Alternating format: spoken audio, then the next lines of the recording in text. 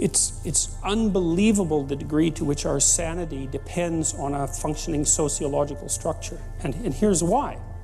Well, first of all, you kind of need to know what to do every day. You have to have a routine, because you're an animal, you know. And, you know, if you have a dog or a cat, dogs are a really good example of this. Dogs like routine. They like to be walked the number of times a day that they're supposed to be walked, and they get quite sick very rapidly if you don't routinize their days. Children are exactly the same way.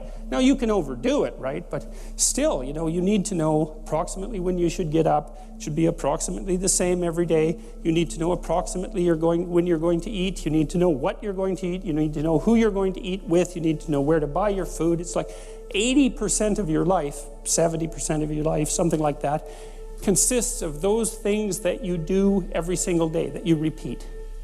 And those are often the things that people think about as the trivial elements of their life, but one of the things I would like to point out to you, if you do the mathematics, I did this with a client of mine who was having a hard time putting his child to bed. They were having a fight every night.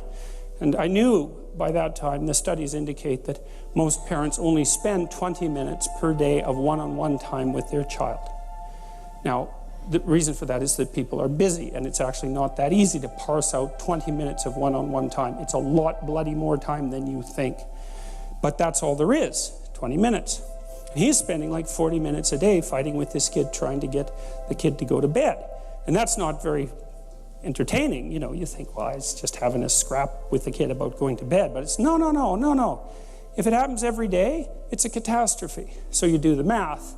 So we'll say 5 hours a week for the sake of argument, just to keep it simple. It's 20 hours a month. It's 240 hours a year. That's 6 40-hour work weeks.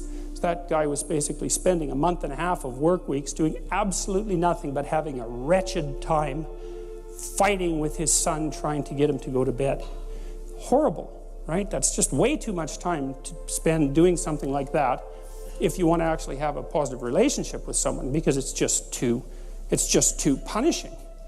And so, so you need structure, you need predictability, and you need more of it than you think, just to keep you sane. Now, if you're lucky, and maybe a bit odd, you can deviate 5% from the norm, or 10% from the norm, or something like that, carefully and cautiously, as long as the rest of you is all well ordered in a normative manner. You might be able to get away with that, and you might be able to sustain it across time, and people might be able to tolerate you if you do it, or maybe you'll get really lucky and you happen to be creative but reasonably well put together, and people will actually be happy that there's something idiosyncratic and unique about you. But even under those circumstances, mostly what you want is to have a routine that's disciplined, that's predictable, and bloody well stick to it. You're going to be way healthier and happier and saner if you do that. And then the other thing that you need, because this is one of the things the psychoanalysts got wrong, I think, is that they overestimated the degree to which sanity was a consequence of being properly structured internally, you know. Because from the psychoanalytic point of view, you're sort of an ego, and that ego is inside you. And of course, it rests on an unconscious structure. But the purpose of psychoanalysis is to sort out that unconscious structure and the ego on top of it, and to make you a fully functioning and autonomous individual. But there's a problem with that, because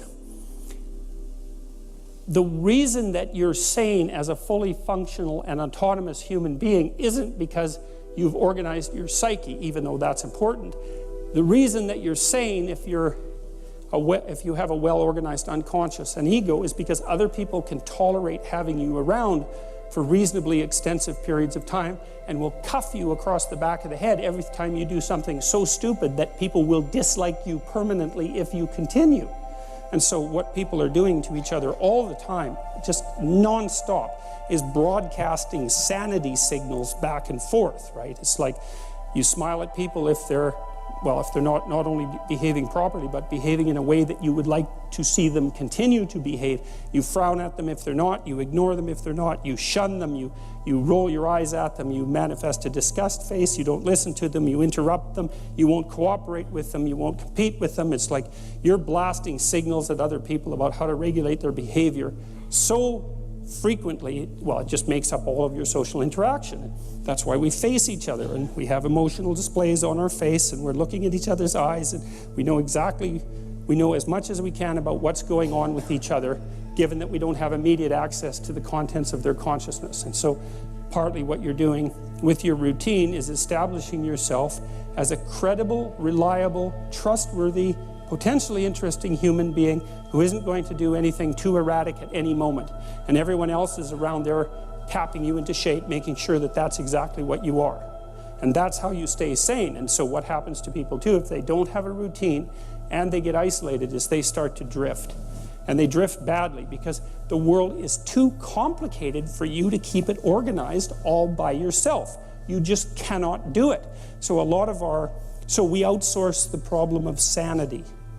And it's very intelligent that we outsource the problem of sanity, because sanity is an impossibly complex problem. And so the way that we manage the incredibly complex problem is we have a very large number of brains working simultaneously on the problem all the time.